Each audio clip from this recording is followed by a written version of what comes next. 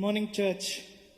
आप सभी को प्रभु यीशु मसीह के नाम में स्वागत करता हूं हमारे कलीसिया में, हमारे इस चर्च सर्विस में, कि हम एक साथ आए हैं प्रभु के गुण गाने के लिए, प्रभु की स्तुति और आराधना करने के लिए।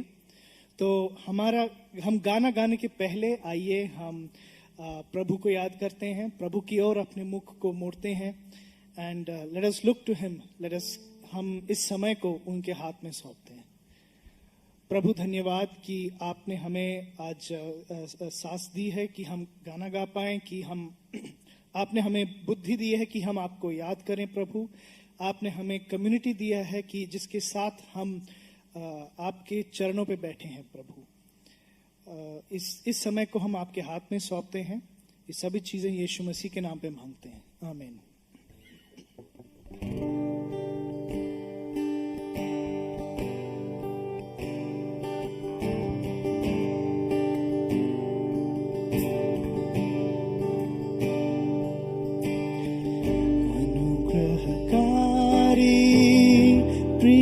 प्रभु जी तेरे शरण में हम आते हैं, तन मन धन तुझको भेंट चढ़ाते, करते तुझको हम साष्टांग प्रणाम।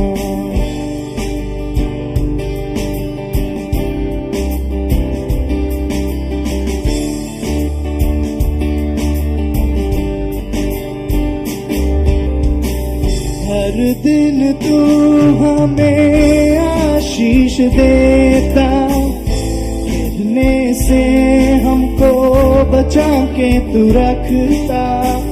हर दिन तू हमें आशीष देता, गिरने से हमको बचा के तू रखता। जीवन के इस लंबे सफर वचन ही राह दिखाता। जीवन के इस लंबे सफर में वचन ही राह दिखाता। अनुग्रहकारी प्रिय प्रभु जी तेरे शरण में हम आते हैं, धन तुझको भेंट चढ़ाते, तुझको साष्टांग प्रणाम।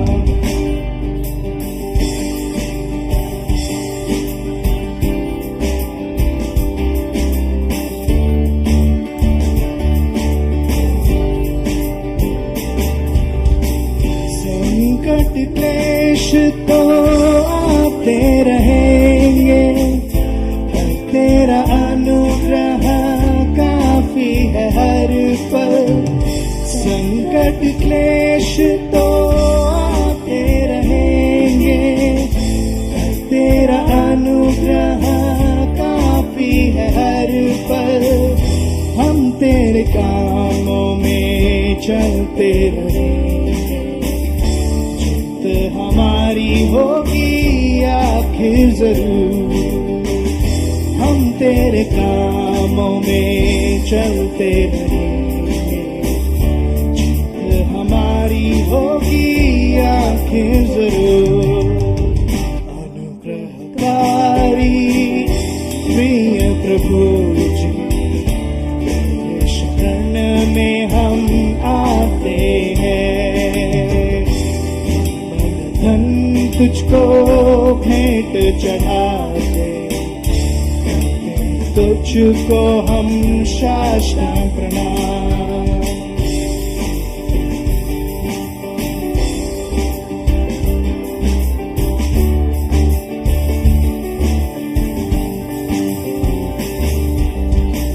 सेवा यीशु से हमको मिली है, मिट्टी के बर्तन लेकिन खजाना है स्वर्ग का। सेवा यीशु से हमको मिली है, मिट्टी के बर्तन लेकिन खजाना है स्वर्ग का। टूट जाए तो भी परवाह नहीं है, महिमा तुझको देते रहेंगे। टूट जाए तो भी परवाह नहीं है, महिमा हम तुझको देते रहेंगे। अनुग्रहकारी प्रिय प्रभु जी, तेरे शरण में हम आते हैं। मन तुझको भेंट चढ़ाते, तुझको साष्टांग प्रणाम। अनुग्रहकारी प्रिय प्रभु जी, तेरे शरण में हम आते हैं। मन तुझको भेंट चढ़ाते, तुझको साष्टांग प्रणाम।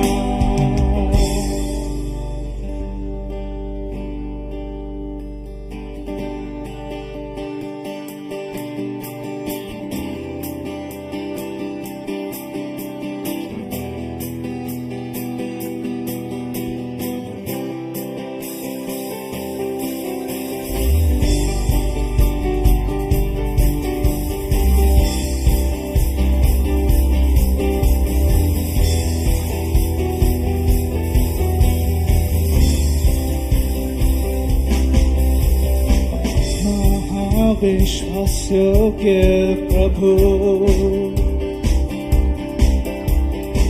बदलता पापी दिल को तू सुखदाई झरनों में चलाता हमको करुणा। कोई जुदा ना कर सके हमें, स्तुति कर तेरे लोगों की, स्तुति कर तेरे बच्चों की, स्तुति कर तेरे बच्चे की प्रभु।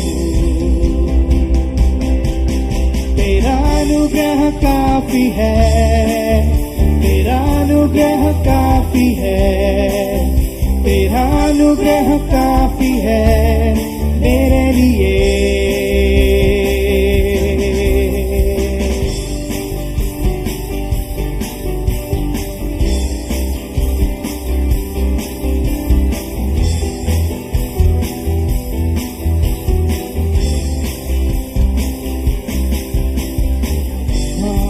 है प्रेम और न्याय तेरा, निर्बल को बलवान का गवाह बनाता। तू हमको तारक गीतों में चलाता, और गाए जन तेरे प्रभु। स्तुति कर तेरे लोगों की, स्तुति कर तेरे बच्चों की, स्तुति कर तेरे बच्चे की प्रभु। तेरा अनुग्रह काफी है, तेरा अनुग्रह काफी है, तेरा अनुग्रह काफी है मेरे लिए। तेरा अनुग्रह, तेरा अनुग्रह काफी है, तेरा अनुग्रह काफी है, तेरा अनुग्रह काफी है मेरे लिए। स्तुति कर तेरे लोगों की, स्तुति कर तेरे बच्चों की, स्तुति कर तेरे बच्चे की प्रभु। अनुग्रह काफी है, तेरा अनुग्रह काफी है, तेरा अनुग्रह काफी है मेरे लिए। तेरा अनुग्रह काफी है, तेरा अनुग्रह काफी है, तेरा अनुग्रह काफी है मेरे लिए।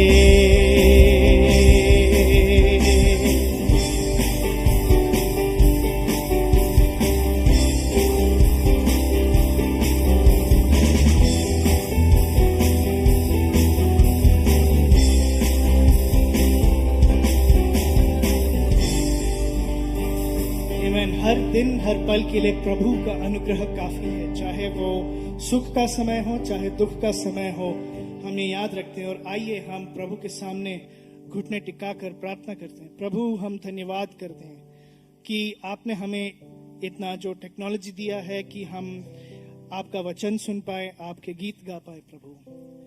पर प्रभु, हम ये भी मानते हैं कि कभी हम डिस्ट्रैक्टेड होते हैं प्रभु। हम अपने घर में 100 चीजें देखते हैं आराधना के समय, वचन पढ़ने के समय, जो हमें डिस्ट्रैक्ट करते हैं प्रभु। हमारी प्रार्थना ये है प्रभु कि आपका वचन और आपका जो गीत हम गाते हैं कि वो इस बैरियर को क्रॉस कर पाए प्रभु, और हम दिल खोल कर आपको धन्यवाद करें। हम दिल खोल के आपके गुण के बारे में गाएं प्रभु। वो गुण जो हम और किसी और में नहीं देखते प्रभु, सिर्फ आप ही में दिखता है प्रभु। प्रेम, न्याय और आपकी मैजेस्टी, आप जो राज करते हैं प्रभु आज दुनिया में प्रभु। हम उस दिन को देखते हैं प्रभु जब हम इकट्ठा हो पाएंगे इन सब कोरोना बीमारी के बाद प्रभु, एक साथ हम एक दूसरे को एनकरेज कर पाए प्रभु।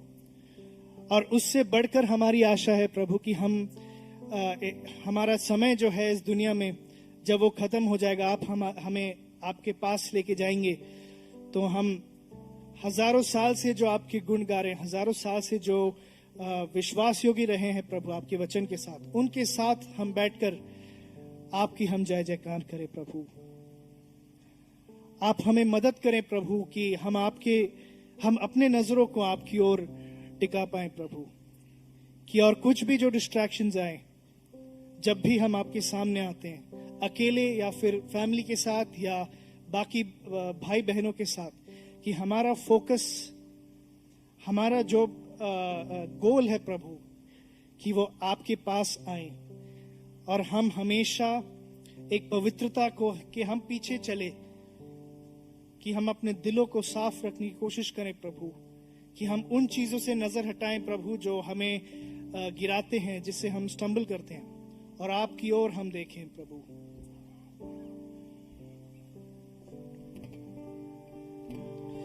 तो गाओ हालेलुया, तो गाओ हालेलुया, तो गाओ हालेलुया, तो गाओ हालेलुया। आइए फिर से गाएं, गाओ हालेलुया, तो गाओ हालेलुया, तो गाओ हालेलुया, तो गाओ हालेलुया।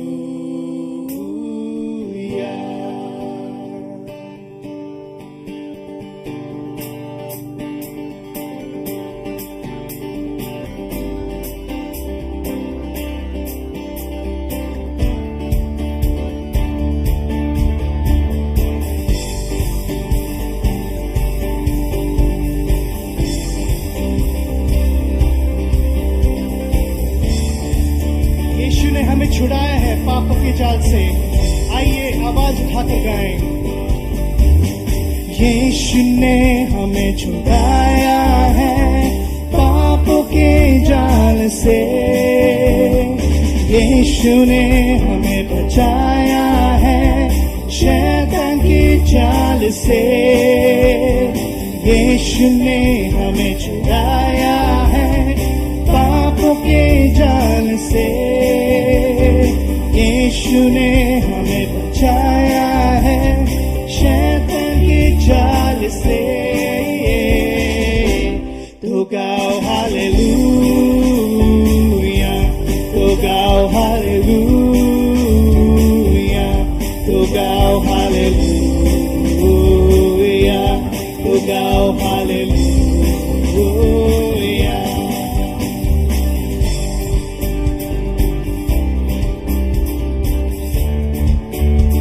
शांति पाई है, हमने शांति पाई है यीशु के नाम से, हमने पाई है क्षमा मुक्ति श्राप से, हमने शांति पाई है यीशु के नाम से, हमने पाई है क्षमा मुक्ति श्राप से। तो गाओ हालेलुया, तो गाओ हालेलुया, तो गाओ हालेलुया, तो गाओ हालेलुया।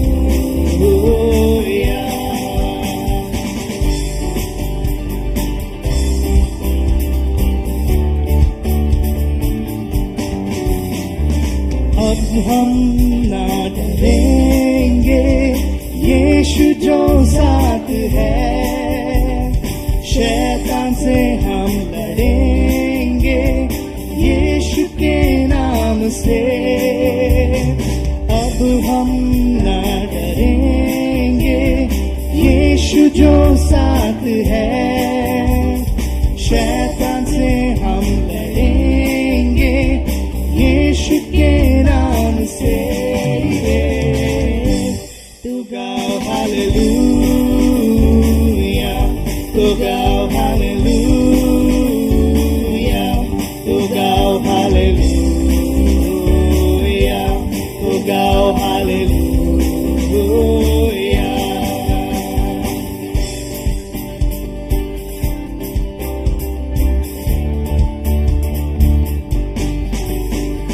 शालोम शांति और सलाम हम लाए हैं आपके नाम, शालोम शांति और सलाम ये है यीशु का पैगाम। शालोम शांति और सलाम हम लाए हैं आपके नाम, शालोम शांति और सलाम यीशु का पैगाम। तो गाओ हालेलुया, तो गाओ हालेलुया, तो गाओ हालेलुया, तो गाओ हालेलुया।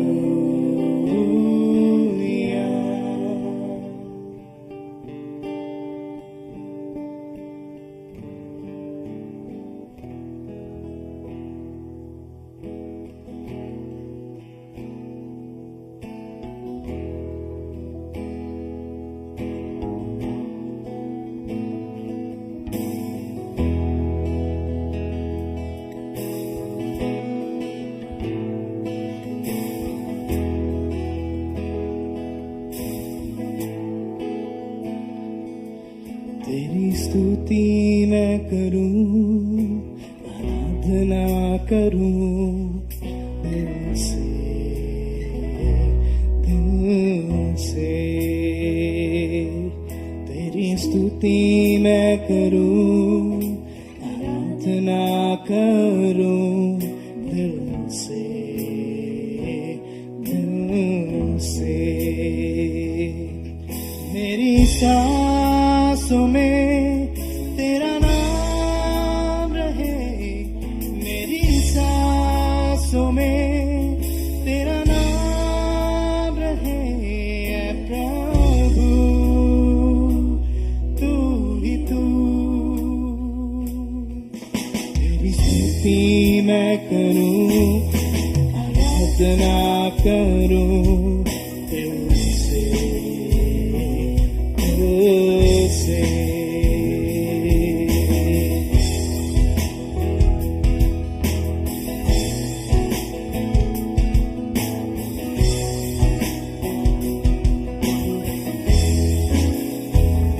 जहाँ मेरी नजर जाए वहाँ तेरी स्तुति हो, जहाँ मेरी नजर जाए तेरे स्तुति हो।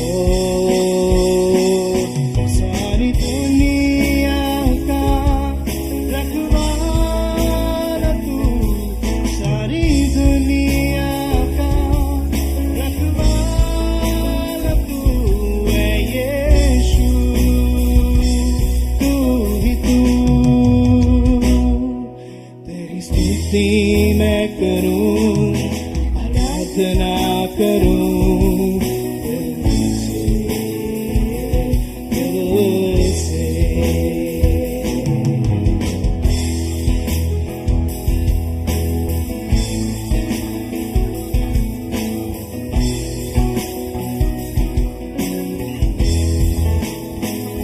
खुशी और गम में साथ हो तेरा, प्रारंभ और अंत में नाम हो तेरा।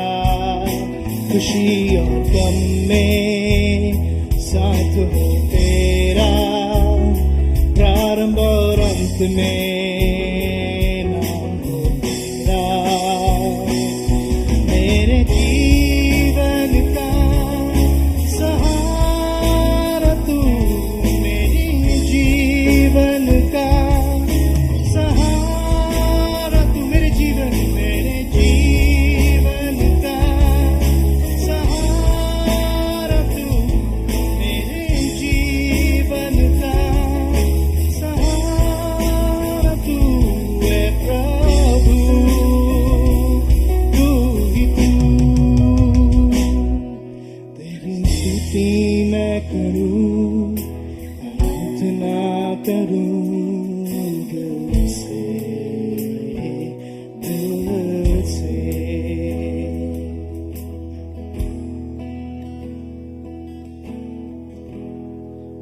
प्रभु हम ऑफरिंग्स देते हैं स्तुति और गीत गा के प्रभु, और हम भेंट लेके आते प्रभु। आपने जो हमें सौंपा है कि हम अपना लाइफ चला पाए प्रभु, कि आप हमें अपना रोजी रोटी देते हैं, और हम प्रभु विश्वास योग्य होके we bring back to you God, आपके राज्य के लिए, आपके राज्य बढ़ने के लिए, कि और भी जगहों में कलीसिया स्थापित हो, कि जो प्रभु का कार्य करें उनको रिसोर्सेस मिले प्रभु। ये सब हम अपना भेंट लेके आते हैं आपके सामने। आप इसको स्वीकार करें। हम एक खुश और नम्र दिल से देना चाहते हैं। आमीन। हम ये जो आखिरी गाना गाएंगे तो आपके पास QR कोड आएगा, बट मैं रिक्वेस्ट करता हूं कि आप सोचें कि प्रभु के सामने आकर आप खुशी से दें। आप सोचें कि आप क्या लेके आना चाहते हैं प्रभु के सामने।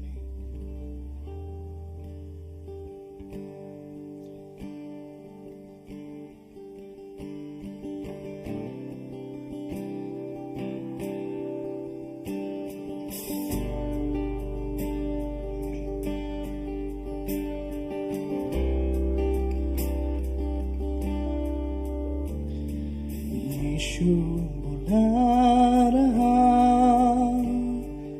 यीशु बुला रहा, तेरा नाम ले लेकर तुझे यीशु बुला रहा, यीशु बुला रहा, यीशु बुला रहा,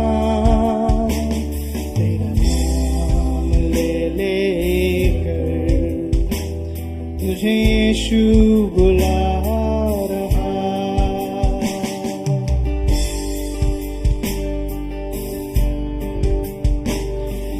क्या पाएगा तू जीत कर इस दुनिया को? क्या लाभ होगा होकर आत्मा को? क्या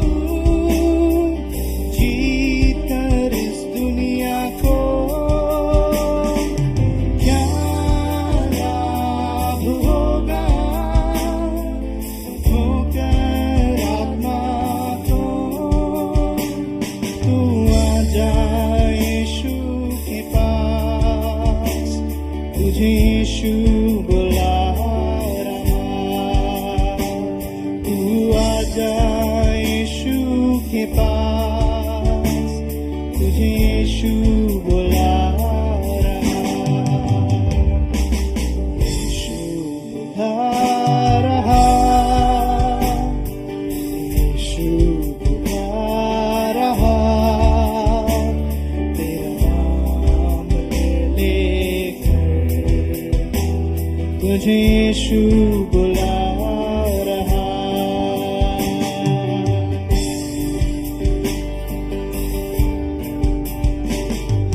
चोर आया चोरी करने, घात हत्या करने, यीशु आया जीवन देने, बहुतायत में जीवन देने। चोर आया चोरी करने, घात हत्या करने, यीशु आया जीवन देने, बहुतायत में जीवन देने। तू आ जा यीशु के पास, तुझे यीशु बुला रहा। तू आ जा यीशु के पास, तुझे यीशु बुला रहा। यीशु बुला रहा, यीशु बुला रहा, तेरा नाम लेकर तुझे यीशु बुला रहा। यीशु बुला रहा।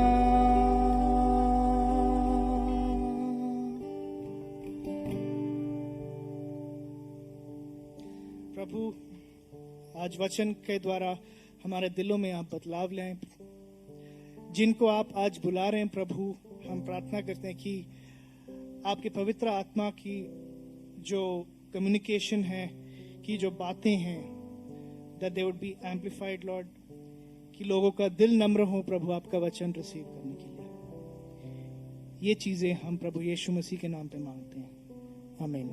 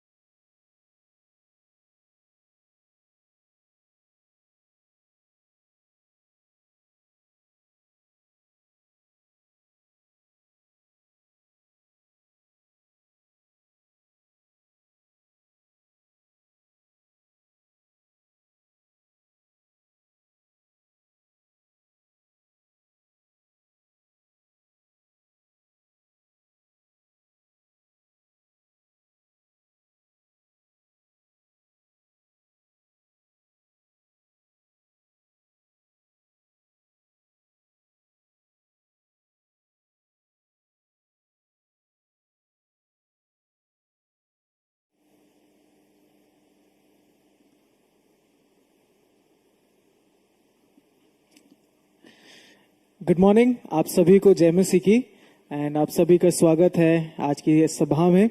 आइए हम अपने आप को तैयार करें जब हम आज के वचन में जाते हैं। उससे पहले हम आज का जो बाइबल पाठ है जो कि आज के संदेश में है, हम उसको पढ़ेंगे। और इससे पहले कि हम उसमें जाएं, प्रकाशित वाक्य पहला अध्याय और उसकी 3री आयत कहती है, धन्य है वह जो इस भविष्यवाणी के वचन को पढ़ता है और वे जो सुनते हैं और इसमें लिखी हुई बातों को मानते हैं। अगर आपने ध्यान दिया हो तो कहता है कि रीडिंग ऑफ द वर्ड, है ना, जो वचन को पढ़ता है और जो सुनता है और इसकी लिखी हुई बातों को मानता है, वो व्यक्ति धन्य है। और उसके बाद जब हम 22 अध्याय की 7वीं आयत को पढ़ते हैं, वो भी फिर से रिमाइंड कराता है कि जो व्यक्ति इस वचन में लिखी हुई बातों को मानता है वो धन्य है। तो जो महत्व है वचन का वो बहुत ही ज्यादा है। सो आइए, जब हम अपने आप को तैयार करते हैं इस सीरीज के अंदर, 7 सर्मन की जो सीरीज है जिसपे हम प्रकाशित वाक्य पे मनन कर रहे हैं, आइए हम अपने आप को तैयार करेंगे और आज का जो वचन है, बाइबल पाठ है, उसको हम पढ़ेंगे, जो कि पाया जाता है प्रकाशित वाक्य उसका 3रा अध्याय 7वीं आयत से लेकर 6 अध्याय की 17वीं आयत तक। प्रकाशित वाक्य उसका 3 अध्याय उसकी 7वीं आयत से लेकर 6 अध्याय की 17वीं आयत तक। आइए हम इसको पढ़ते हैं। यहाँ इस प्रकार लिखा है, फिलडेल्फिया की कलीसिया के दूत को ये लिख, जो पवित्र और सत्य है और जो दाऊद की कुंजी रखता है, जिसके खोले हुए को कोई बंद नहीं कर सकता और बंद किए हुए को कोई खोल नहीं सकता। वो ये कहता है कि मैं तेरे कामों को जानता हूँ। देख, मैंने तेरे सामने एक द्वार खोल रखा है जिसे कोई बंद नहीं कर सकता। तेरी सामर्थ थोड़ी सी तो है, फिर भी तू ने मेरे वचन का पालन किया है और मेरे नाम का इनकार नहीं किया। देख, मैं शैतान के उन सभा वालों को तेरे वश में कर दूंगा जो यहूदी बन बैठे हैं पर है नहीं, वरन झूठ बोलते हैं। देख, मैं ऐसा करूंगा कि वे आकर तेरे पैरों पर गिरेंगे और ये जान लेंगे कि मैंने तुझसे प्रेम रखा है। तूने मेरे धीरज के वचन को थामा है, इसलिए मैं भी तुझे परीक्षा के उस समय बचा रखूंगा जो पृथ्वी पर रहने वालों के परखने के लिए सारे संसार पर आने वाला है। मैं शीघ्र ही आने वाला हूं। जो कुछ तेरे पास है उसे थामे रहे कि कोई तेरा मुकुट छीन ना ले। जो जय पाए उसे मैं अपने परमेश्वर के मंदिर में एक खंबा बनाऊंगा और वह फिर कभी बाहर न निकलेगा, और मैं अपने परमेश्वर का नाम और अपने परमेश्वर के नगर अर्थात नए यरूशलेम का नाम, जो मेरे परमेश्वर के पास से स्वर्ग पर से उतरने वाला है, और अपना नया नाम उस पर लिखूंगा। जिसके कान हो वह सुन ले कि आत्मा कलीसियाओं से क्या कहता है। फिर लौदीकिया की कलीसिया के दूत को ये लिख, जो आमीन और विश्वास योग्य और सच्चा गवाह है और परमेश्वर की सृष्टि का मूल कारण है।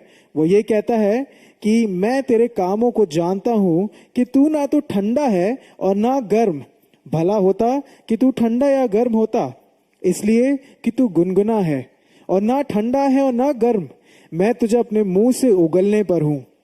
तू कहता है कि मैं धनी हूं और धनवान हो गया हूं और मुझे किसी वस्तु की घटी नहीं, और ये नहीं जानता कि तू अभागा और तुच्छ और कंगाल और अंधा और नंगा है। इसलिए मैं तुझे सम्मति देता हूं कि आग में ताया हुआ सोना मुझसे मोल ले कि तू धनी हो जाए, और श्वेत वस्त्र ले ले कि तू पहनकर तुझे अपने नंगेपन की लज्जा ना हो, और अपनी आंखों में लगाने के लिए सूरमा ले कि तू देखने लगे। मैं जिन जिन से प्रेम करता हूं उन सब को उल्हाना और ताड़ना देता हूं। इसलिए सरगर्म हो और मन फिरा। देख, मैं द्वार पर खड़ा हुआ खटखटाता हूं। यदि कोई मेरा शब्द सुनकर द्वार खोलेगा तो मैं उसके पास भीतर आकर उसके साथ भोजन करूंगा और वह मेरे साथ। जो जय पाए मैं उसे अपने साथ अपने सिंहासन पर बैठाऊंगा, जैसे मैं भी जय पाकर अपने पिता के साथ उसके सिंहासन पर बैठ गया। जिसके कान हो वह सुन ले कि आत्मा कलीसियाओं से क्या कहता है। इन बातों के बाद जो मैंने दृष्टि की तो क्या देखता हूं कि स्वर्ग में एक द्वार खुला हुआ है, और जिसको मैंने पहले तुरही के से शब्द से अपने साथ बातें करते हुए सुना था, वही कहता है, यहाँ ऊपर आ जा और मैं वे बातें तुझे दिखाऊंगा जिनकी इन बातों के बाद पूरा होना अवश्य है। तुरंत मैं आत्मा में आ गया और क्या देखता हूं कि एक सिंहासन स्वर्ग में रखा है, और उस सिंहासन पर कोई बैठा है। जो उस पर बैठा है वो यशब और माणिक्य सा दिखाई पड़ता है, और उस सिंहासन के चारों ओर मरकत सा एक मेघधनुष दिखाई देता है। उस सिंहासन के चारों ओर 24 सिंहासन है, और इन सिंहासनों पर 24 प्राचीन श्वेत वस्त्र पहने हुए बैठे हैं, और उनके सिरों पर सोने के मुकुट हैं। उस सिंहासन में से बिजलियां और गर्जन निकलते हैं, और सिंहासन के सामने आग के साथ दीपक जल रहे हैं। वे परमेश्वर की 7 आत्माएं हैं, और उस सिंहासन के सामने मानो बिल्लौर के समान कांच का सा समुद्र है। सिंहासन के बीच मैं और सिंहासन के चारों ओर 4 प्राणी हैं, जिनके आगे पीछे आंखें ही आंखें हैं। पहला प्राणी सिंह के समान है, और दूसरा प्राणी बछड़े के समान है। तीसरे प्राणी का मुंह मनुष्य का सा है, और चौथे प्राणी उड़ते हुए उकाब के समान है। चारों प्राणियों के 6-6 पंख हैं और चारों ओर और भीतर आंखें ही आंखें हैं, और वे रात दिन बिना विश्राम लिए ये कहते रहते हैं, पवित्र पवित्र पवित्र प्रभु परमेश्वर सर्वशक्तिमान, जो था और जो है और जो आने वाला है। जब वे प्राणी उसकी जो सिंहासन पर बैठा है और जो युगानुयुग जीवता है महिमा और आदर और धन्यवाद करेंगे, तब 24 प्राचीन सिंहासन पर बैठने वाले के सामने गिर पड़ेंगे और उसे जो युगानुयुग जीवता है प्रणाम करेंगे, और वे अपने अपने मुकुट सिंहासन के सामने ये कहते हुए डाल देंगे, हे हमारे प्रभु और परमेश्वर, तू ही महिमा और आदर और सामर्थ के योग्य है, क्योंकि तू ही ने सब वस्तुएं सृजी और वे तेरी ही इच्छा से थीं और सृजी गईं। जो सिंहासन पर बैठा था, मैंने उसके दाहिने हाथ में एक पुस्तक देखी जो भीतर और बाहर लिखी हुई थी, और वे 7 मुहर लगाकर बंद की गई थी। फिर मैंने एक बलवंत स्वर्गदूत को देखा जो ऊंचे शब्द से ये प्रचार करता था, इस पुस्तक के खोलने और उसकी मोहरें तोड़ने के योग्य कौन है? परंतु ना स्वर्ग में, ना पृथ्वी पर, ना पृथ्वी के नीचे कोई उस पुस्तक को खोलने या उस पर दृष्टि डालने के योग्य निकला। तब मैं फूट फूट कर रोने लगा, क्योंकि उस पुस्तक के खोलने या उस पर दृष्टि डालने के योग्य कोई ना मिला। इस पर उन प्राचीनों में से एक ने मुझसे कहा, मत रो, देख, यहूदा के गोत्र का वह सिंह जो दाऊद का मूल है, उस पुस्तक को खोलने और उसकी 7 मोहरें तोड़ने के लिए जयवंत हुआ है।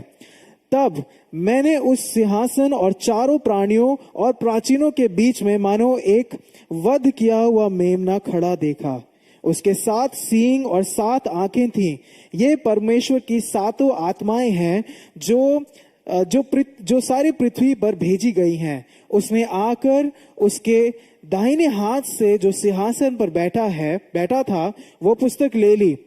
जब उसने पुस्तक ले ली तो वे चारों प्राणी और 24 प्राचीन उस मेमने के सामने गिर पड़े। उनमें से हर एक के हाथ में वीणा और धूप, जो पवित्र लोगों की प्रार्थनाएं हैं, से भरे हुए सोने के कटोरे थे। वे ये नया गीत गाने लगे, इस पुस्तक के लेने और इसकी मोहरें खोलने के योग्य है, क्योंकि तूने वध होकर अपने लहू से हर एक कुल और भाषा और लोग और जाति में से परमेश्वर के लिए लोगों को मोल लिया है, और उन्हें हमारे परमेश्वर के लिए एक राज्य और याजक बनाया, और वे पृथ्वी पर राज्य करते हैं।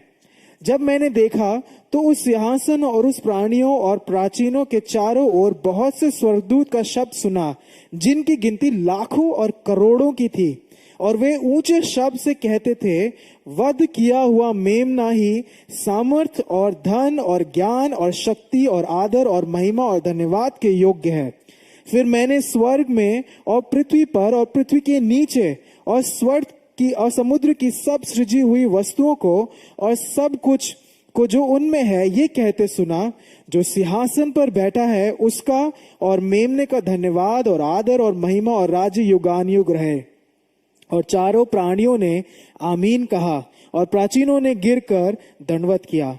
फिर मैंने देखा कि मेमने ने उन 7 मोहरों में से एक को खोला, और उन चारों प्राणियों में से एक का गर्जन का सा शब्द सुना, आ। मैंने दृष्टि की और देखो, एक श्वेत घोड़ा है, और उसका सवार धनुष लिए हुए है, और उसे एक मुकुट दिया गया, और वह जय करता हुआ निकला कि और भी जय प्राप्त करे। जब उसने दूसरी मोहर खोली तो मैंने दूसरे प्राणी को ये कहते सुना, आ। फिर एक और घोड़ा निकला जो लाल रंग का था, और उसके सवार को यह अधिकार दिया गया कि पृथ्वी पर से मेल उठा ले, ताकि लोग एक दूसरे का वध करें, और उसे एक बड़ी तलवार दी गई। तब उसने तीसरी मोहर खोली तो मैंने तीसरे प्राणी को ये कहते सुना, आ। मैंने दृष्टि की और देखा, एक काला घोड़ा है, और उसके सवार के हाथ में एक तराजू है, और मैंने उन चारों प्राणियों के बीच में से एक शब्द ये कहते सुना, दिनार का सेर भर गेहूं और दिनार का 3 सेर जौ पर तेल और दाखरस की हानि न करना। जब उसने चौथी मोहर खोली तो मैंने चौथे प्राणी का शब्द ये कहते सुना, आ। मैंने दृष्टि की और देखो, एक पीला सा घोड़ा है, और उसके सवार का नाम मृत्यु है, और अधोलोक उसके पीछे पीछे है, और उन्हें पृथ्वी की 1/4 पर यह अधिकार दिया गया कि तलवार और अकाल और मरी और पृथ्वी के वन पशुओं के द्वारा लोगों को मार डाले। जब उसने 5वीं मोहर खोली तो मैंने वेदी के नीचे उनके प्राणों को देखा, जो परमेश्वर के वचन के कारण और उस गवाही के कारण जो उन्हें दी थी वध किए गए थे। उन्होंने बड़े शब्द से पुकार कर कहा, हे स्वामी, हे पवित्र और सत्य, तू कब तक न्याय न करेगा और पृथ्वी के रहने वालों से हमारे लहू का बदला कब तक न लेगा। उनमें से हर एक को श्वेत वस्त्र दिया गया और उनसे कहा गया कि और थोड़ी देर तक विश्राम करो, जब तक कि तुम्हारे संगी दास और भाई जो तुम्हारे समान वध होने वाले हैं उनकी भी गिनती पूरी ना हो ले। जब उसने 6वीं मोहर खोली तो मैंने देखा कि एक बड़ा भूकंप हुआ और सूर्य कंबल के समान काला और पूरा चंद्रमा लहू के समान हो गया। आकाश के तारे पृथ्वी पर ऐसे गिर पड़े जैसे बड़ी आंधी से हिलकर अंजीर के पेड़ में से कच्चे फल झड़ते हैं। आकाश ऐसा सरक गया जैसा पत्र लपेटने से सरक जाता है, और हर एक पहाड़ और टापू अपने अपने स्थान से टल गया। तब पृथ्वी के राजा और प्रधान और सरदार और धनवान और सामर्थ लोग और हर एक दास और हर एक स्वतंत्र पहाड़ों की खोहों में और चट्टानों में जा छिपा, और पहाड़ों और चट्टान से कहने लगा, हम पर गिर पड़ो और हमें उसके मुंह से जो सिंहासन पर बैठा है और मेमने के प्रकोप से छिपा लो, क्योंकि उनके प्रकोप का भयानक दिन आ पहुंचा है। अब कौन ठहर सकता है। प्रभु अपने वचन के पढ़े जाने और सुने जाने पर आशीष दे। आमीन। एक युद्ध है जो कि घनिष्ठ था और क्रूस पर उसकी विजय की घोषणा की गई। फिर भी हम विजय को चुनने के लिए संघर्ष करते हैं। अक्सर हम एक संघर्ष में होते हैं। विश्व व्यवस्थाओं के प्रभाव, हमारी अपनी स्वार्थी इच्छाओं और दुष्ट की योजनाओं के प्रभाव से हम इस संघर्ष के प्रभाव को पाप के माध्यम से महसूस करते हैं।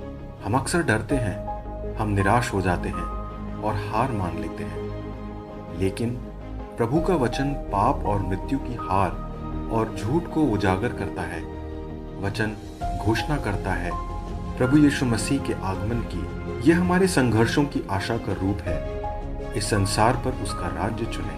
अपरिचितता और रहस्य के बादल के साथ भी प्रकाशित वाक्य की पुस्तक एक स्पष्ट घोषणा को प्रकट करती है। कल जीत लिया गया है, डरो मत, विश्वास को दूर करने के लिए चुने।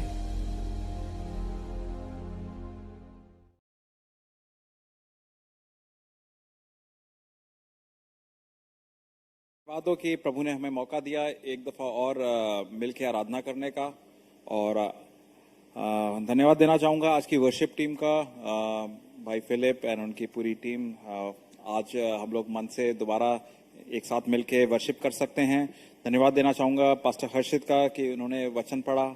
और आपको लगा होगा कि ये वचन काफ़ी लंबा है, मगर जैसे पास्टर ने बताया कि प्रकाशित वाक्य 1:3 में आप देखें साफ तरीके से वचन जो सत्य है, जो आप मन के भेद जानता है और जो चलता फिरता है हमारे साथ, हमसे बोलता है कि वचन को बोलने वाले पे आशीष है, सुनने वाले पे आशीष है और रखने और करने वाले पे आशीष है।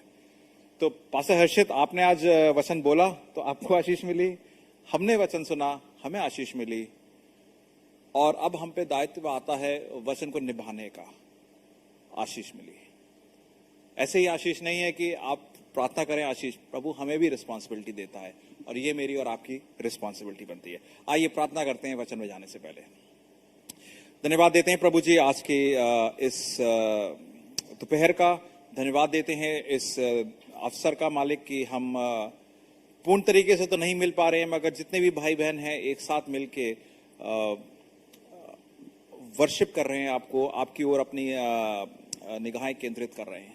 प्रभु जी मैं प्रार्थना करता हूं आज वचन जब सुनते हैं तो वचन से कहीं कोई डिस्ट्रैक्शन ना आए। प्रभु जी आपकी ओर हमारा मन लगा रहे। प्रभु जी जिस यंत्र को इस्तेमाल करते हैं वचन को बोले जाने का, उसकी कमी बाधा ना बने।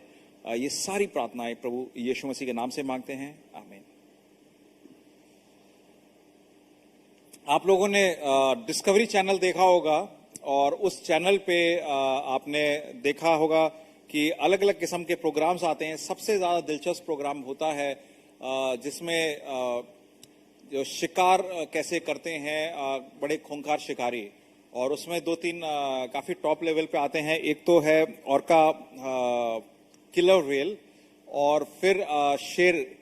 तो शेर के शिकार में एक पर्टिकुलर नीति स्ट्रैटेजी वो अपनाता है, और उसमें क्या करता है वो कि एक झुंड दिखता है उसे गायों का या नील गाय, अलग अलग किस्म की चीजें जिन पे वो अटैक करते हैं, उसके चारों तरफ दूर से घेरा बना देते हैं, और बीच में दो तीन शेर जाके एकदम से वहां पर कंफ्यूजन केओस कर देते हैं, ताकि वो लोग तिलबिला जाएं और देखें कि कहां पे सही जगह है, वहां पे भाग कर जाएं। और एक एरिया को पर्टिकुलरली उस घेरे में खोल के रखते हैं वो लोग। शेर एक एरिया सर्कल में एक एरिया खुला रखता है, ताकि जो पशु है, जो हर्ड है, उसमें से देखें कि ये एरिया ओपन है, वहां भाग कर जाए। और जैसे ही वो ओपन एरिया में भागते हैं तो वहां पे उनका दूसरा पैक एक खड़ा होता है, थोड़ी दूर जाकर शेरों का, वो उन पे अटैक करता है, उन्हें खत्म कर देता है।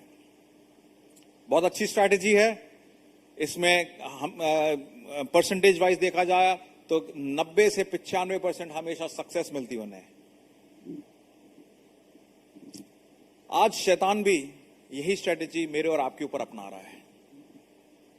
हमारी लाइफ में कियोस, परेशानी, तकलीफ, दुनिया में भी परेशानी, दुख, तकलीफ है, और हम लोग अभी भी उसी अवस्था में हैं, उत्पत्ति जेनेसिस 3 के बाद की अवस्था में और यीशु मसीह के आने से पहले की अवस्था में, जहां पर पाप का घोर प्रदर्शन देखते हैं हम लोग। हर एक प्रभाव में, लोगों की जिंदगियों में प्रभाव मिलता है इसका। कुछ लोग लड़ते हैं, कुछ लोग उसमें टूट जाते हैं। आपकी और मेरी जिंदगी में भी हमने प्रभाव देखा होगा पाप का, और यह हमारी आपकी जिंदगी में केओस ले आता है। और हम क्या करते हैं, उस केओस से दूर भागने के लिए कुछ आदतों में पड़ जाते हैं, कुछ विचार में चले जाते हैं, कुछ उस जगह को छोड़कर शहर भी छोड़ के चले जाते हैं, या उस माहौल को छोड़ देते हैं, उन लोगों को छोड़कर कहीं बाहर चले जाते हैं। कहते हैं हमें वहां पर आसान रहेगा, सब वहां पर सब चीज दुख तकलीफ से बचे रहेंगे। मगर हो सकता है वो एक टेम्पटेशन हो, प्रलोभन हो, और एक जाल बिछाया हुआ शैतान का, जिसमें हम फंस जाएं। आज का वचन प्रभु का यही कहता है कि हमें उस ट्रैप से, उस प्रलोभन से बचकर वापस लौटना है, केओस में नहीं, प्रभु यीशु मसीह के पास। और जो वापस लौटना है उसका एक टर्म है पश्चाताप, रिपेंटेंस। हम लोग ने पश्चाताप और रिपेंटेंस को हमेशा ये लेके चला है कि एक बहुत बड़ी गिल्ट ट्रिप होगी, एम्बैरेसमेंट होगा। नहीं, प्रभु बोलता है पश्चाताप में आपकी विजय है, रिपेंटेंस इज विक्ट्री। तो प्रभु के सामने आप आके पश्चाताप कर रहे हैं, कोई लोगों की बजाई हुई धुन के सामने नहीं नाच रहे हैं। प्रभु के बताए हुए मार्गों पे जब चल रहे हैं, तो आप अगर भटक जाते हैं, वापस आ जाते हैं, तो पश्चाताप ही कहलाता है। और इसी में आपकी और मेरी विजय है। हम लोग प्रकाशित वाक्य श्रृंखला में हैं। प्रकाशित वाक्य को अगर देखा जाए तो 3 भागों में तोड़ सकते हैं। पहला चैप्टर, पहला अध्याय प्रभु यीशु मसीह के दिव्य अपीयरेंस के बारे में बताता है, जो आज है। यूहन्ना जो उनका प्रिय डिसाइपल था, उसने प्रभु यीशु मसीह को क्रूसिफिक्शन और रेजरेक्शन के बाद 60 साल बाद देखा, 60 साल बाद, और वो उनको दिव्य अपीयरेंस में देखता है। तो इसका मतलब है, पहला चैप्टर बताता है जो प्रभु यीशु मसीह का विवरण है। दूसरा और तीसरा चैप्टर, सेकंड पार्ट बनता है रेवलेशन का। वहां पर जो कलीसियाओं में चल फिर रहा है, कलीसियाओं में जो माहौल है, उसके बारे में एक विवरण है। और तीसरा पार्ट जो रेवलेशन का है, चौथे और 22वें चैप्टर तक, चौथे से लेकर 22वें चैप्टर में जो चीजें होने को हैं।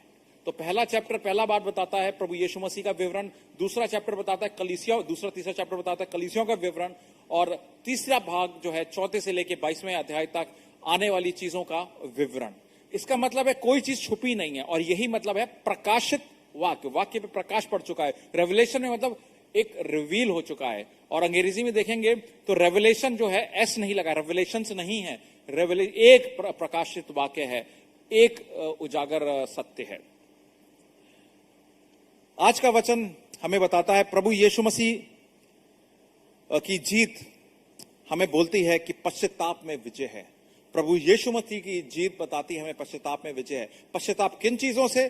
3 पर्टिकुलर चीजें हम देखेंगे बाद में। पहली चीज जो है, धर्मशास्त्र में जो लोग मजबूत हैं मगर अभ्यास में कमजोर हैं, उस चीज से पश्चाताप। दूसरी चीज, आत्मिक समझ तो है मगर अभ्यास में नासमझी है, उस चीज से पश्चाताप। और तीसरी चीज है, आत्मिक रीति से हम लोग निष्क्रिय हो जाते हैं, इनएक्टिव हो जाते हैं, मगर सांसारिक रीति से सक्रिय रहते हैं, सांसारिक रीति से एक्टिव रहते हैं। संसार की समझ तो रहती है मगर आत्मिक प्रभु की चीजों में समझ नहीं रहती है। जानबूझ के या बिल्कुल we have totally lost the plot, किस हिसाब से है उसके बारे में हम देखेंगे। तो ये चीज आज के वचन में याद रखिएगा कि यीशु मसीह की जीत हमें बुलाती है पश्चाताप में ही विजय है। और पश्चाताप किन चीजों से? उनके 3 चीजों का विवरण हम ध्यान से देखेंगे। पहले देखते हैं कि जो प्रभु यीशु मसीह जो लेटर लिखते हैं उसका क्या फॉर्मेट है, क्या स्ट्रक्चर है। क्योंकि आप लोगों ने स्कूल में इंग्लिश क्लास में, हिंदी क्लास में एक लेटर लिखना सीखा होगा। पहले एड्रेस लिखते हैं, फिर सब्जेक्ट लिखते हैं, फिर लोगों का नाम जो भी है, फिर एड्रेस जो मैटर होता है, फिर एंड में थैंक यू वगैरह वो सब करके लिखते हैं, फिर फोन नंबर वगैरह। यहां पे देखें किस हिसाब से प्रभु ने लेटर लिखा है। प्रभु बताते हैं कि पहले वो एक फरिश्ते के द्वारा ये लेटर भेजा गया है। जो फरिश्ता है, इसमें कभी कभार लोग कहते हैं हमारा ये रखवाला फरिश्ता है, गार्डियन एंजल है, वो नहीं है। ये एक कलीसिया का प्रमुख या कलीसिया में जो पास्टर होंगे या एल्डर होंगे उनके नाम का लेटर है। और हो सकता है उस शहर में सिर्फ एक ही चर्च हो, या हो सकता है उस शहर में 3-4 चर्चेस हो, तो उनका एक प्रमुख चर्च जो मिला हुआ चर्च है, उन 3-4 चर्चों का मिला, उनके प्रति लेटर है। दूसरी चीज, ये लेटर किसने लिखा है? प्रभु यीशु मसीह ने। तीसरी चीज, वो जानता है हमारे सताव के बारे में, जानता है हमारी समझी नासमझी के बारे में, जानता है हमारी पाप के बारे में, जानता है हमारे जो हमने समझौते कर रखे हैं जिंदगी में प्रभु के वचन के विपरीत, प्रभु के वर्ड के खिलाफ जो समझौते कॉम्प्रोमाइज करे, वो जानता है। कहता मैं सब जानता हूं। और ये लेटर जो लिखता है, आत्मा कलीसियाओं से क्या कह रहा है, तो वो बता रहा है कि अब ये सब जानने के बाद मैं तुम्हें कुछ बता रहा हूं, उसकी फटकार लगा रहा हूं या तुम्हें शाबाशी दे रहा हूं, उसको सुनो। और अब कलीसियाओं को आत्मा क्या बोलती है उसको ध्यान दो। कलीसियाएं हैं, कलीसिया नहीं, एक कलीसिया नहीं, चर्चेज हैं, तो इसका मतलब वो प्लूरल है। और क्या बताता है? वो ये बताता है कि तुम विजयी रहो, विजयी रहो, पश्चाताप से विजयी रहेंगे। यूहन्ना ने 1 यूहन्ना 5:4 में बताया है, क्योंकि जो कुछ परमेश्वर से उत्पन्न हुआ है वो संसार पर जय प्राप्त करता है, ओवरकम्स द वर्ल्ड। ये वही यूहन्ना है जिसने प्रकाशित वाक्य लिखा है। और इसकी समझ जो है, एक विश्वासी की लाइफ की समझ जो है, वो नॉर्मल तरीके से ही ये है कि वो विजयी जीवन जी रहा है।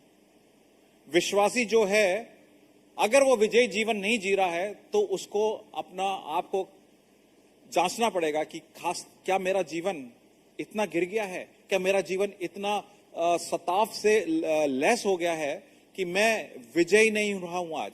आज मैं खुश नहीं हूं, आज मैं पीस में नहीं हूं, शांति में नहीं हूं। और वो चीज के बारे में जिक्र करता है, क्योंकि जो कुछ परमेश्वर से उत्पन्न हुआ है, जैसे जो मैं और आप हैं, विश्वासी हैं, वो संसार पर जय प्राप्त करेगा। और वो विजय जिससे संसार पर जय प्राप्त होती है वो मेरा और आपका विश्वास है। तो इसका मतलब है पश्चाताप में विजय है। पश्चाताप से जब आप वापस लौटेंगे प्रभु यीशु मसीह के पास, वो विश्वास से लौटेंगे। हो सकता है पश्चाताप में वापस लौटने में आपको वो सारी चीजें ना मिले जो आपको उस ट्रैप में, उस टेम्पटेशन में जो मिलती है, और उसी वजह से आप विश्वास से प्रभु के पास वापस आएंगे।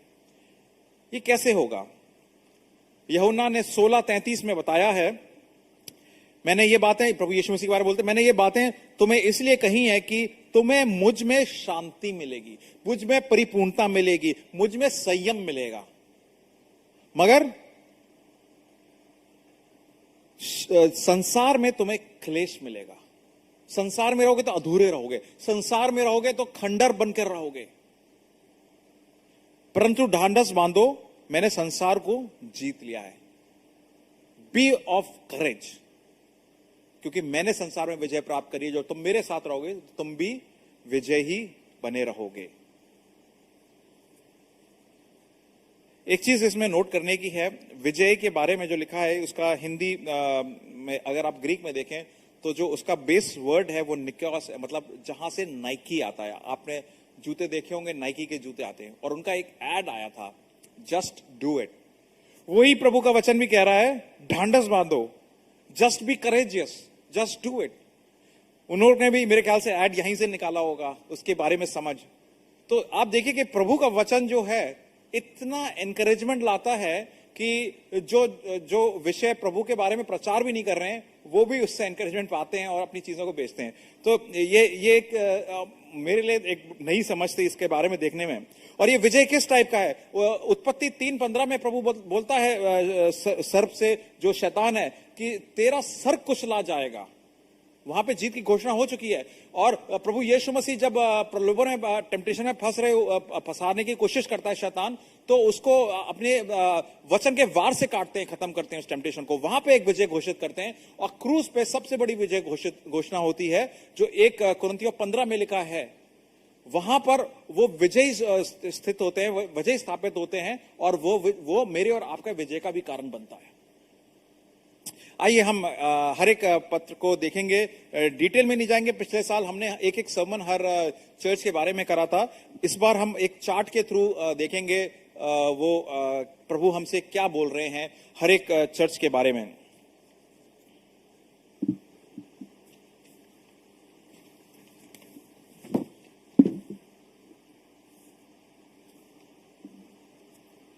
पहली कलीसिया है एफेसस, बिल्कुल ठंडी पड़ी हुई है। उसके बारे में प्रभु का वचन बोलता है, मैं तेरे कामों और तेरे परिश्रम और तेरे धीरज को जानता हूं। मतलब वो मेहनत करते हैं, वो सब कर रहे होते हैं। वहां पर जो अलग अलग किस्म के जो अपोस्टल्स हैं या जो लोग प्रवचन देते हैं, उनको भी वो जांचते हैं। तो इसका मतलब है वो समझ बहुत अच्छी है उनकी।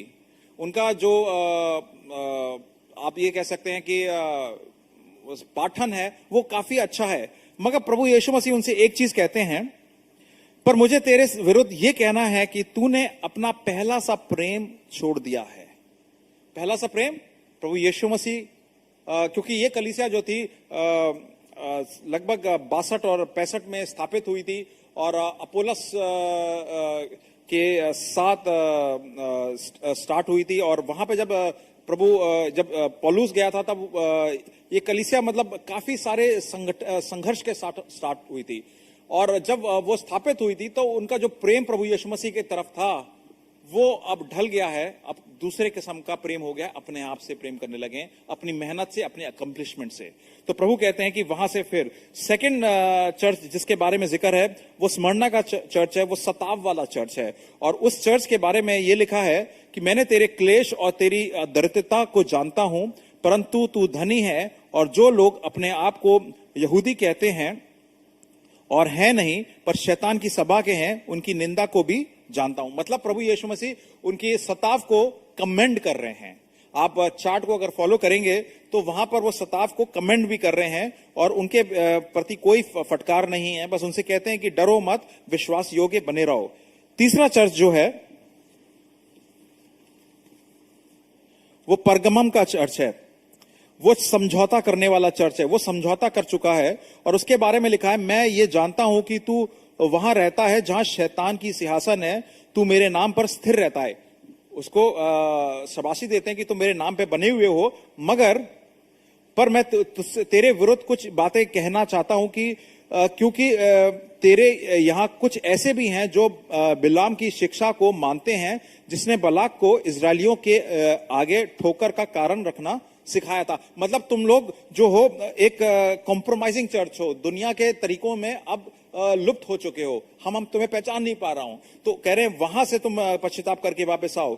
चौथा चर्च जिसके बारे में डिस्कशन है वो है थाइटीरिया का, जो कि बिल्कुल खोखला चर्च हो चुका है। उसके बारे में प्रभु का वचन कहता है, मैं तेरे कामों, तेरे प्रेम और विश्वास और सेवा और धीरज को जानता हूं। इसका मतलब उसके बारे में भी शाबाशी है, मगर अंत में कहते हैं, पर मुझे तेरे विरुद्ध यह कहना है कि तू उस स्त्री इजबेल को रहने देता है जो अपने आप को भविष्यवक्ता कहती है। मतलब उसने वहां पे करप्शन फैला रखा है, उसको भी तुम टॉलरेट कर रहे हो, उसका भी तुमने समझौता कर रखा है, वो भी गलत चीज है। और फिर सार्डिस की कलीसिया से प्रभु बोलते हैं, जो बिल्कुल मरा हुआ चर्च है, प्रकाशित वाक्य 3:1 में, कि वो ये कहते हैं कि मैं तेरे कामों को जानता हूं, तू जीवित तो कहलाता है पर है मरा हुआ, और कहते हैं अब जग जा। और उसके बाद सेकंड लास्ट कलीसिया फिलाडेल्फिया से वो कहते हैं, जो कि विश्वास में काफी पुख्त है, उससे 7वें वर्ष में, 3 अध्याय 7वें वर्ष में कहते हैं, 8वें में, मैं तेरे कामों को जानता हूं, देख मैंने तेरे सामने एक द्वार खोल रखा है जिसे कोई बंद नहीं कर सकता है। इसका मतलब एक कमेंडेशन मिल रहा है, उनको शाबाशी मिल रही है और उनके प्रति कोई फटकार नहीं है। और लास्ट लौडीसिया का जो कलीसिया है, उसको तो सिर्फ फटकार है, उसके अगेंस्ट कोई शाबाशी नहीं है। वो मतलबी चर्च कह सकते हैं, लूकवार्म चर्च है, इनडिफरेंट चर्च है। उसके बारे में कहते हैं कि मैं तेरे कामों को जानता हूं कि तू ना तो ठंडा है ना गर्म, भला होता कि तू ठंडा या गर्म होता। इसलिए कि तू गुनगुना है और ना ठंडा है ना गर्म, मैं तुझे अपने मुंह से उगलने पर हूं।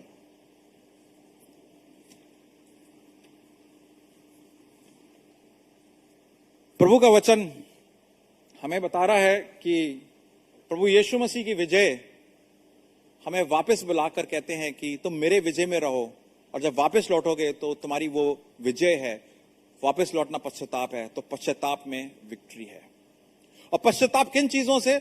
इन 7 कलीसियाओं का जो जिक्र है, वो सिर्फ उस समय की कलीसिया ही नहीं है जो आज की तारीख में टर्की देश कहलाता है, मगर ये सारे 2000 साल तक, आज तक की सारी कलीसियाओं के प्रति लेटर है। और ये लेटर डीबीएफ सत्संग को भी है, और ये लेटर डीबीएफ सत्संग के पास्टर्स को भी है, डीबीएफ के जो सत्संग के जो लीडर्स हैं, जो अलग अलग लोग हैं डीबीएफ सत्संग में, उन सब के लिए भी है। और हो सकता है कि आज आप हमारे साथ जुड़े हैं, आप लोग हम लोग वेलकम करते हैं, मगर ये लेटर आप लोगों के लिए भी है। कहीं पे भी, जहां पर भी आप सुन रहे हैं, आपकी कलीसिया के लिए, आपके लिए भी है। और ये 7 तरीके में प्रभु ने 5 को फटकार लगाई है, और 7 में कुछ को शाबाशी है, 2 को बिल्कुल शाबाशी नहीं मिली है। उस सब का एक अगर संगठन करा जाए तो 3 तरीके की फटकार जानने को मिलती है। पहली चीज कि ये कलीसियाएं धर्मशास्त्र में मजबूत थी, मगर अभ्यास में कमजोर थी। They were theologically strong but practically weak. दूसरी चीज है, आत्मिक समझ थी मगर अभ्यास में ना समझी थी। Spiritually aware but they chose to be unaware. और तीसरी चीज थी, आत्मिक रीति से निष्क्रिय थे मगर दुनियावी तरीके से सक्रिय थे।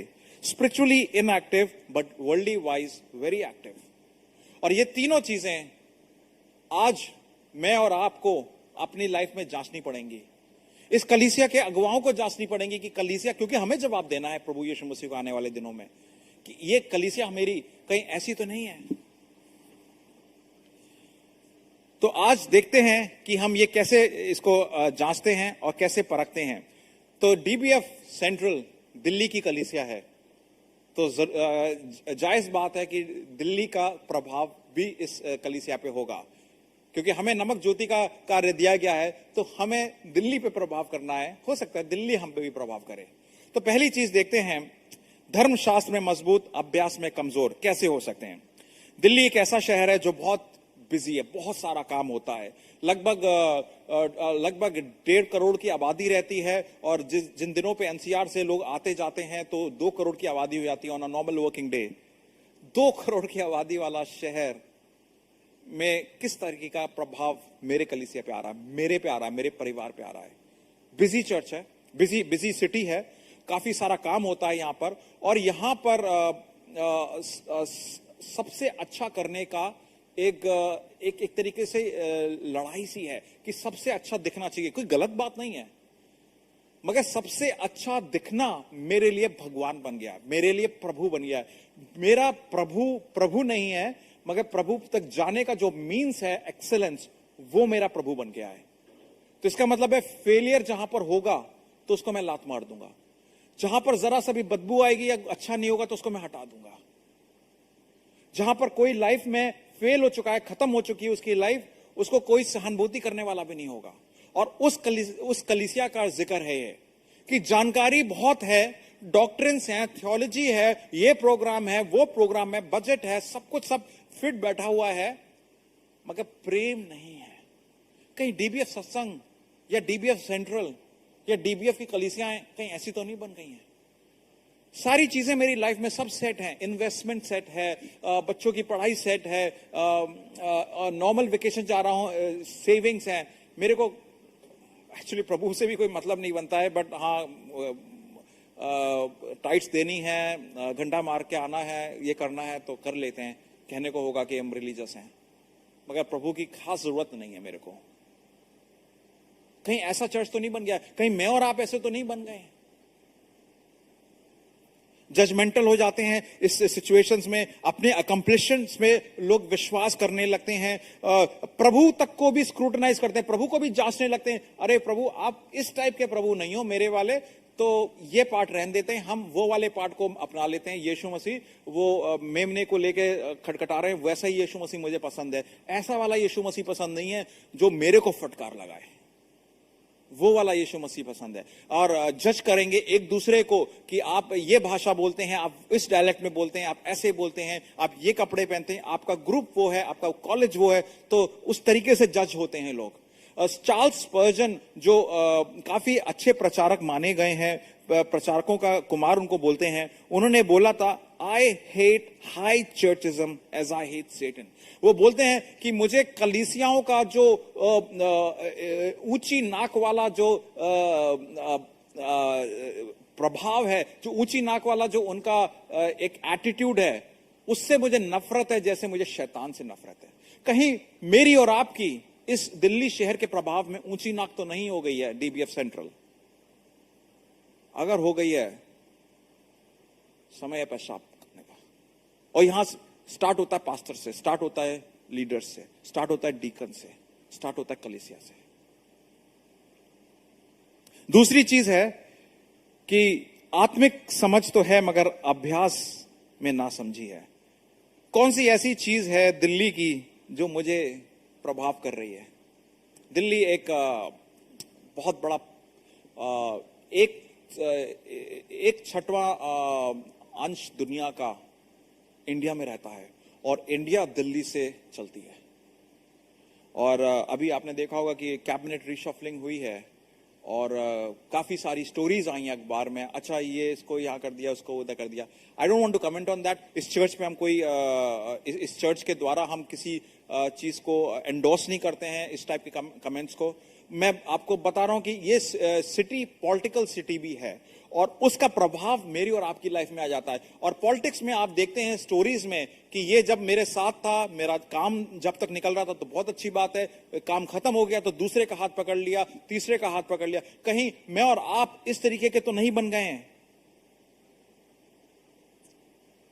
कि हम स्पिरिचुअली आत्मिक रीति से समझ रखते हैं मगर सेलेक्टिव ओबीडियंस रखते हैं प्रभु के प्रति। इसमें क्या होता है कि हम लोग हिसाब नहीं रखते हैं एक दूसरे का, अकाउंटेबिलिटी नहीं रखते हैं। इसमें हम पाप को छुपा के रखते हैं, ठीक है चलने दो, ऐसा है कोई दिक्कत नहीं है। या हम इसमें अलग किस्म की टीचिंग्स आ जाती हैं जो मुझे और आपको खुश करती हैं, जो अच्छी लगती हैं टीचिंग्स। अच्छी लगेंगी कौन सी टीचिंग्स? कि पैसे मांगो प्रभु से, वो तुम्हें पैसे देगा। प्रभु के पास आओ, हेल्थ मिलेगी। इस टाइप की टीचिंग्स। प्रभु सताव नहीं देगा, ये वो वाला प्रभु नहीं। अगर सताव की बात आ रही है तो ये हमारा प्रभु नहीं है, ये कोई तुम्हारा वाला प्रभु होगा। यहां पर लीडरशिप के नाम पे लीडर्स की जो हैं उनकी वर्शिप होती है प्रभु यीशु मसीह के अलावा। Again as a pastor, as a leader, as a elders, as a church के जो लीडर्स हैं, हमें पश्चाताप करना है कि जाने या अनजाने में हमने अपने आप को ऐसी पोजीशन में लगा दिया हो कि हमारी पूजा होने लगी बजाय प्रभु यीशु मसीह के। तीसरी चीज, आत्मिक रीति से निष्क्रिय, दुनियावी तरीके से सक्रिय, spiritually active but worldly wise very active.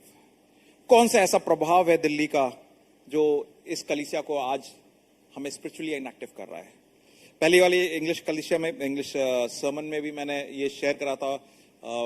आज सवेरे ही मैंने, बहुत दिनों से मेरे दिल में विचार था कि मैं आज इसको एक्चुअली चेक करूंगा।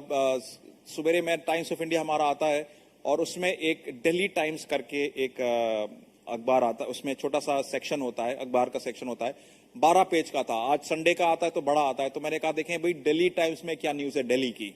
दिल्ली टाइम्स मतलब दिल्ली न्यूज। पहला पेज देखा तो पूरा अमेजोन का बड़ा सा ऐड, दूसरा पेज देखा एमजी का ऐड, तीसरा पेज देखा अलग अलग किस्म के एड्स। फिर जहां पर कुछ प्रिंटेड सेक्शन आया तो वहां पर एक्टर एक्ट्रेसेस की कहानियां आ रही हैं कि मैं ये खाना पसंद करता हूं। एक एक्ट्रेस बेचारी परेशान है कि उसके पालतू कुत्ते को सेट्स पे नहीं ले जाने देते हैं, और एक अपने ट्रांसफॉर्मेशन की बात कर रहे हैं। हाँ, फिर एस्ट्रोलॉजी की बात होती है, वो जरूरी है, सबको मालूम होना चाहिए क्या होना है। और पूरे 12 पेज में देखा मैंने, कोई एक ऐसी न्यूज नहीं थी जो दिल्ली के शहर के बारे में आपको बता रही हो। एक्टर एक्ट्रेसेस की लाइफ स्टोरीज, उनकी पसंद क्या है, और बस वही दिल्ली न्यूज थी। तो क्या दिल्ली इस टाइप का है? 2 करोड़ के लोग 4 एक्ट्रेसेस की स्टोरीज पे जीते हैं क्या? ये दिल्ली है?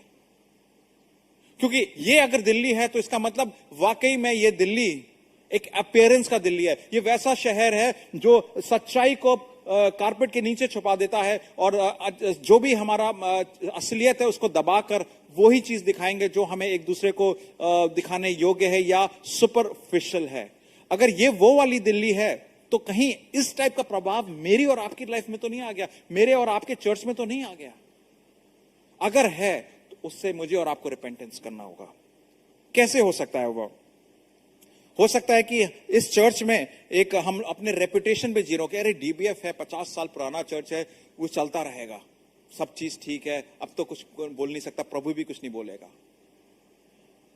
इनडिसाइसिव रहेंगे, सुपरफिशियल लाइफस्टाइल रहेगा। बल्कि मैंने कहीं पे तो ये भी देखा है, कुछ कलीसियाओं में पास्टर्स का अपॉइंटमेंट होता है इसलिए कि वो कोर्ट केस लड़ सके, क्योंकि उनकी जानकारी इस एरिया में अच्छी है। तो ये सारी चीजों को अगर देखा जाए तो ये कलीसियाएं कहां जा रही हैं? कलीसियाओं ने क्या रुख ले रखा है? अगर ये कलीसिया के बारे में प्रभु निंदा करता है तो हमें पश्चाताप करके वापस प्रभु के पास आना है विजयी जीवन के लिए। वो हार वाला कॉम्प्रोमाइजिंग जीवन नहीं जीना है। आइए मैं और आप आज देखें कि हम लोग कहां पर हैं, मैं और आपकी पर्सनल लाइफ। हो सकता है मैंने और आपने चर्च में काफी ठोकरें खाई हो सकता है चर्च हर्ट एक बहुत भयंकर बीमारी है और एक बहुत भयंकर चोट होती है, क्योंकि हमारा विश्वास को घात लगता है, हमारे भावनाओं इमोशंस को घाव लगता है, हमारे प्रेम, हमारे मन से पूर्णता से जो सेवा किया हुआ है वो एक कन्वर्सेशन में, एक मीटिंग में, एक गॉसिप में खत्म हो जाता है। ये बहुत भयंकर बीमारी होती है। अगर मैं और आप इससे आज ग्रस्त हैं, या हमने किसी के प्रति करा है, या हम उसके भोगी हैं, तो इस बोझ को लेकर कितना चलेंगे हम आज? ये बोझ भी एक तरीके का पाप है, कि प्रभु का वचन बोलता है मेरे से भी प्रेम रखो और जो तुम्हारे भाई हैं उनसे भी अपना जैसा प्रेम रखो। तो हो सकता है कि आज का समय प्रभु बोल रहा हो कि कलीसियाओं में एकापन लाओ और एक दूसरे को माफ करके एकापन बनाओ। प्रभु का वचन लौदीसिया में जब खत्म कर रहे होते हैं प्रभु अपने पत्र को, उनसे कहते हैं, मैं तेरे द्वार पे खड़ा हूं और खटखटाता हूं, यदि कोई मेरे शब्द को सुनकर द्वार खोलेगा तो मैं उसके पास भीतर आकर उसके साथ भोजन करूंगा और वो मेरे साथ। जो जय पाए मैं उसे अपने साथ अपने सिंहासन पर बैठाऊंगा। Let it sink in. आप इसको समझें। मतलब वचन हम बचपन से पढ़ रहे हैं तो सिंहासन, जय और ये सब चीजें चलती हैं, मगर प्रभु का वचन क्या बोल रहा है? अगर आप पश्चाताप कर कर वापस आ रहे हैं, विजय हैं। और प्रभु यीशु मसीह आज, ये सन 95 का देखा गया विजन है जो आज भी सच है, वो अपने सिंहासन पर मुझे और आपको बैठाएंगे। हम लोग इतना भागते दौड़ते हैं, इतने बड़े फिल्म स्टार्स आते हैं उनके पास खड़े होकर सेल्फी लेने के लिए, बड़े बड़े एक्टर एक्ट्रेसेस, बड़े बड़े प्लेयर्स के पास जाके फोटो खिंचवाते हैं। हम लोग शादियों में जाते हैं, जब दूल्हा दुल्हन चले जाते हैं उसके सिंहासन में बैठ के फोटो खिंचवाते। जरा सा भी हमें थोड़ा सा भी वो चाहिए होता है कि कहीं से भी हमें थोड़ा सा ग्लैमर मिल जाए, कहीं से भी हमारी पोजीशन बढ़ जाए। यहां पे यीशु मसीह कह रहा है तुम पश्चाताप में विजयी रहो, मेरे साथ रहोगे तो मेरे सिंहासन पे बैठोगे। Can you imagine? For ever वो भी।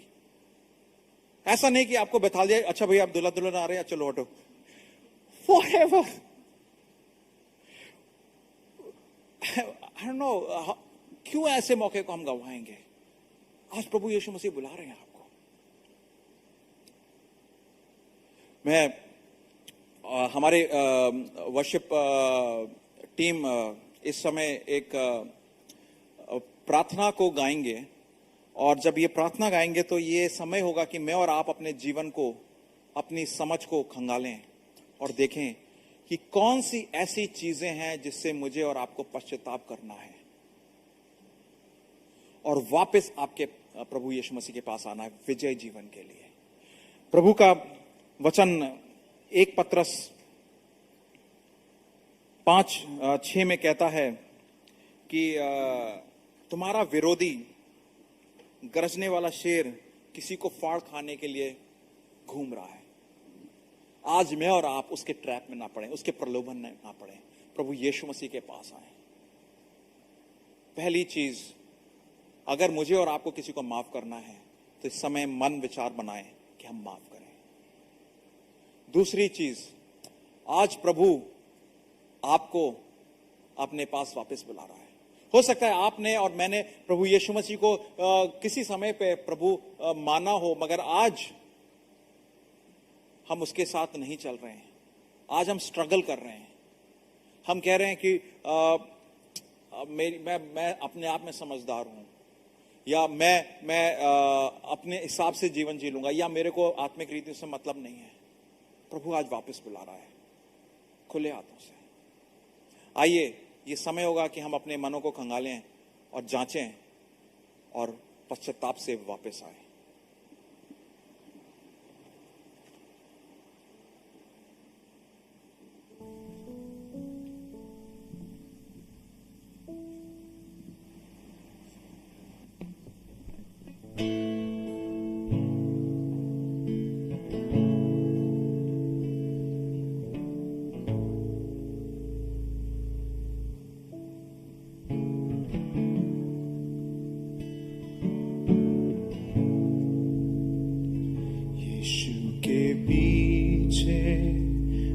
चलने लगा, यीशु के पीछे मैं चलने लगा, यीशु के पीछे मैं चलने लगा।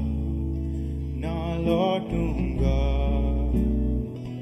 ना लौटूंगा, संसार को छोड़कर सलीब को लेकर, संसार को छोड़कर सलीब को लेकर, संसार को छोड़कर सलीब को लेकर, ना लौटूंगा,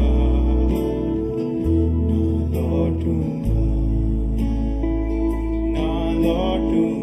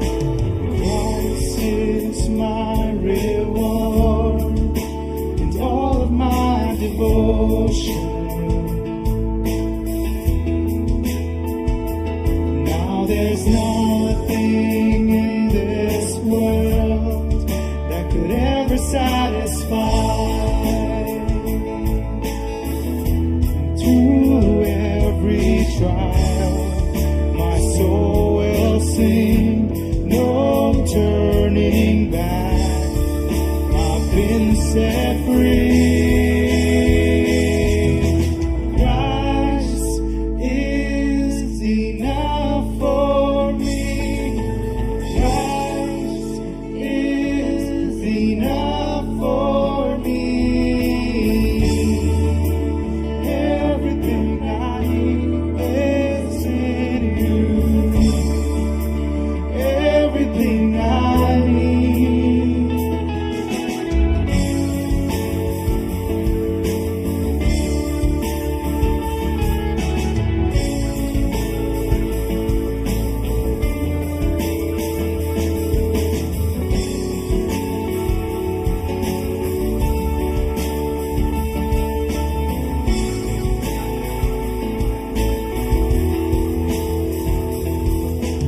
Christ, my all in all, and the joy of my salvation.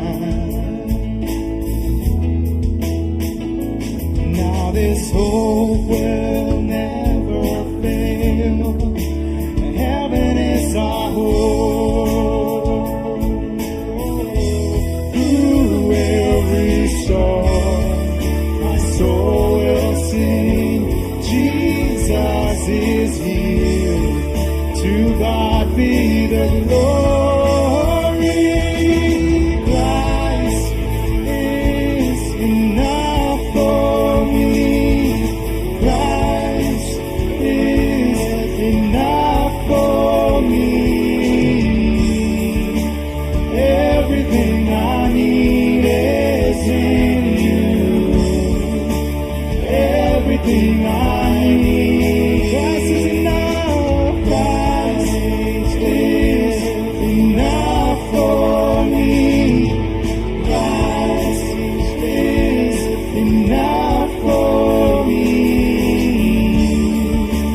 Everything I need is in you. Everything I need. आइए चर्च मिलकर इस पार्ट को गाते हैं. It says, I have decided to follow Jesus, no turning back. I have decided to follow Jesus, no turning back, no turning back. I have decided to follow Jesus, no turning back, no turning back. The cross before me, the world behind me, no turning back, no turning back. The cross before me, the world behind me, no turning back, no turning back, no turning back, no turning back.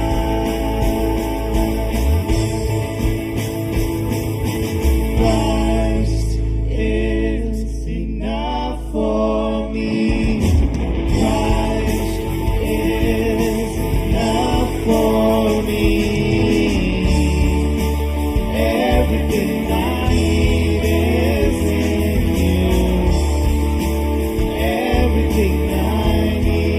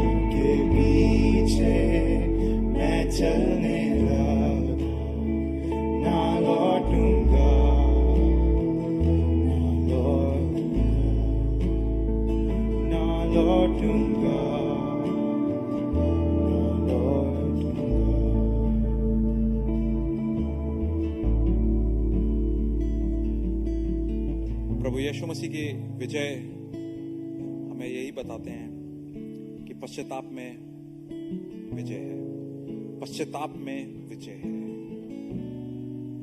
अगर मैं यीशु के पीछे चल रहा हूं तो एक पश्चाताप का जीवन है, विजयी जीवन है। पश्चाताप एक कोई बुरा वर्ड नहीं है, कोई बुरा एक्सपीरियंस नहीं है, कोई गिल्ट ट्रिप नहीं है, कोई एम्बैरसमेंट नहीं है। प्रभु के पीछे शुद्धता से चलने का मार्ग है। आज आप में से प्रभु को अपनाने के लिए अगर एक कतार पे खड़े हैं, फेंस पे हैं, तो ये जानिए प्रभु साफ तरीके से यूहन्ना 14:6 में बोलते हैं, मैं ही मार्ग सत्य जिसकी तुम ढूंढ कर रहे हो और मृत्यु से और डर से तुम भयभीत होकर जीवन मांग रहे हो, वो मैं जीवन। प्रार्थना करते हैं। प्रभु जी धन्यवाद देते हैं इस समय हमारे मन की तो बहुत होली, हमारे दिल की तो बहुत होली, अपनी समझ से बहुत कर लिया। आज हार मानकर आपकी तरफ मुड़े हैं मालिक। आपका हाथ खुला है, आपका आंगन खुला है, आपका द्वार खुला है। प्रभु जी मैं प्रार्थना करता हूं इस समय जिनके मन में एक हलचल है, जिन समय इनकी आत्माओं के ऊपर एक भयंकर युद्ध हो रहा है, मालिक आप विजयी हैं। आप शैतान की सारे हथकंडों को काट कर प्रभु जी उनको अपने द्वार में ले लें, उनको अपने राज्य में ले लें। प्रभु जी आपकी स्तुति हो रही है इस समय हेवंस में मालिक। इस स्तुति को भयंकर गर्जन बनाकर शैतान की जो विजय लोगों पर है उसको तोड़ें और उन्हें वापस अपने आंगन में बुलाएं मालिक। भाई बहन जो इस समय अपनी बुरी आदतों से ग्रस्त हैं, जो इस समय आदतों से चंगाई चाहते हैं, मैं उनके लिए प्रार्थना करता हूं प्रभु यीशु के नाम से एक अद्भुत रीति से supernaturally Lord plug them out of the places where they are stuck. वो कुछ नहीं कर पाएंगे अपने बूते से, आपकी पवित्र आत्मा के सामर्थ्य से बाहर निकलेंगे मालिक। उनको वापस लेकर आए प्रभु जी अपने राज्य में। प्रभु जी मैं इस समय प्रार्थनाएं करता हूं कि चंगाई के लिए प्रभु जी, शारीरिक चंगाइयों के लिए प्रभु जी, कोविड का सीजन हुआ है, मानसिक संतुलन लोगों को गया हुआ मालिक। संयम की बात करते हैं मगर आपका संयम नहीं मालूम है प्रभु जी। मैं प्रार्थना करता हूं प्रभु जी आपकी शिफा का हाथ, बरकत का हाथ, चंगाई का हाथ लोगों पे पड़े प्रभु जी। वो चंगाइयां देखें जाने प्रभु जी जो आपकी तरफ से है, आपके राज्य की चंगाइयां हैं पर प्रभु जी, मानसिक रीति की, भावना रीति की, इवन शारीरिक रीति की प्रभु जी। आपका राज्य हो मालिक। ये सारी प्रार्थनाएं मैं प्रार्थना करता हूं प्रभु जी हमें पश्चाताप की ओर लेके जाएं और सही रीति से, कोई मैनिपुलेटेड तरीके से नहीं, सिर्फ इमोशनली फ्लो करके नहीं, सही रीति से ट्रूथफुली पश्चाताप करके यीशु के पीछे चलो। सारी प्रार्थनाएं प्रभु यीशु मसीह के नाम में मांगते हैं। प्रभु यीशु मसीह का अनुग्रह, पवित्र पिता का प्रेम, पवित्र आत्मा की उपस्थिति अब से लेके जब तक यीशु नहीं आते हैं बनी रहे। आमीन। प्रिय कलीसिया, ये हफ्ता आपका विजयी हफ्ता हो। It will be a victorious week. हर दिन सवेरे उठकर प्रभु के पास आए वापस पश्चाताप में। और याद रखिएगा आज 4 बजे शाम को हमारी मेंबर्स मीट है, तो उसमें अगर आपको लॉगिन आईडी चाहिए अभी थोड़ी देर में शेयर करेंगे व्हाट्सएप पे, अगर चाहिए तो आप चैट में दे सकते हैं, तो वो आपको हम बता देंगे। और ट्यूसडे को 7:15 से 8:15 तक एक हमारी काउंसलिंग सीरीज होगी, हिंदी इंग्लिश दोनों में है, फियर एंड एंजाइटी के ऊपर, डर के ऊपर और परेशानियों के ऊपर, उससे कैसे जूझा जाए। उसके लिए भी हमारे जूम लॉगिन आईडीज हैं, तो अगर आपको चाहिए तो आप मांग सकते हैं चैट से, और हम व्हाट्सएप पे तो अनाउंस करेंगे। आपका हफ्ता शुभ हो। God bless you.